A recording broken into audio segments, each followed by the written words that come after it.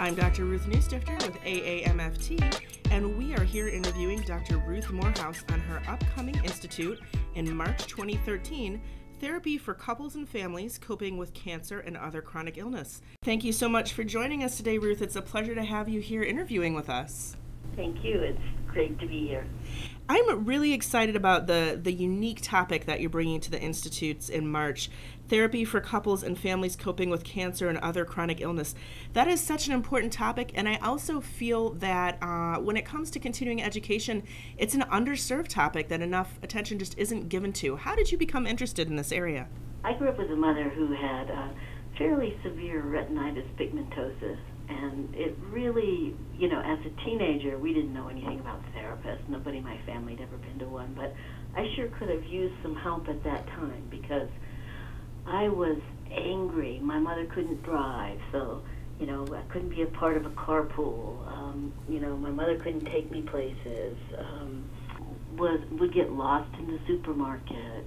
There was just a lot of things that she actually, in retrospect, was amazing how she managed her, what eventually became, a lot of blindness. But if somebody had been there to kind of help me process my anger, my resentment, my feeling that it wasn't fair as like a 13 or 14-year-old, I probably wouldn't have ended up feeling guilty about it, which then becomes another problem, which is a typical problem that lots of spouses and teenagers and children have when there's a person with a chronic illness in their family and there's impacts or ways in which the family feels limited because of it. But I also did a lot of my training I'm a clinical psychologist in various medical complexes that included medical surgical hospitals as well as psychiatric hospitals, and I often was asked by the physicians in the med-surg hospital to come and do an evaluation on a person or help their family cope with the impact of something like multiple sclerosis or breast cancer. So that was one thing that really got me into it. And then because my specialty is sex therapy, all along I've always seen lots of people who are dealing with breast cancer or cervical cancer or other types of things like that, and they're very interested in how they can, carry on a sexual relationship and a loving relationship in spite of the medical problems that they're dealing with. And it's very complex, and it often ends up affecting not only the couple, but everybody in the entire family. So I just found that there's not a lot of people who really want to work with this, particularly in private practice, because it's hard. It's really difficult, but I think it's a unique opportunity for therapists to find a way to really reach out to people who are really in need and help them work through the issues that come with having a parent or a child who has a chronic illness. Absolutely, and this topic is so close to so many people's hearts, and I often wonder how much better therapists could serve families around this topic with a little extra training in the area. I have a feeling that so many families are probably dealing with topics of, with cancer and chronic illness, but it just isn't coming into the therapy session necessarily.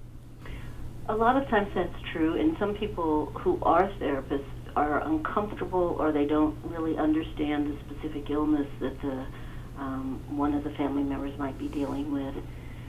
So people who are coming to therapy sometimes don't create a picture of how much the illness might be affecting the family. But I also think some of it is, as therapists, having some lack of comfort with it or assuming that this is something that should be dealt with by medical people or that type of thing. But the psychological implications for everyone in the family are extreme. And when I, as a therapist, with 30 years of experience, talk with just regular clients who come in and talk with me about a variety of problems, so often, their introduction of themselves and their family of origin is punctuated by talking about the impact that a a sister with diabetes, or a mother with multiple sclerosis, or a father with cancer, how that had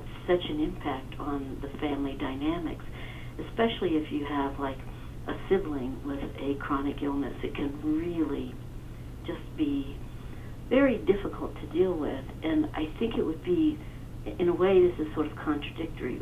Doing the work can be hard because sometimes people die, sometimes people you get to know and care about don't get better. But some of our tools as family therapists, understanding the systemic nature of what happens when there's a chronic illness in the family, a lot of it is sort of basic to our field, and we just need to figure out more ways to bring in those families so that we can be helpful to them, because sometimes it doesn't take that much to really be extremely helpful to a family in need. Sounds perfect. Well, I am excited about seeing you there next year in March, and thank you so much for joining us here for this interview. Take care. If you'd like to hear more from Dr. Ruth Morehouse about this topic, you should consider joining her at the Institutes in 2013 in Santa Fe, New Mexico, where she will be offering her institute therapy for couples and families coping with cancer and other chronic illnesses. You can learn more at www.aamft.org/institutes.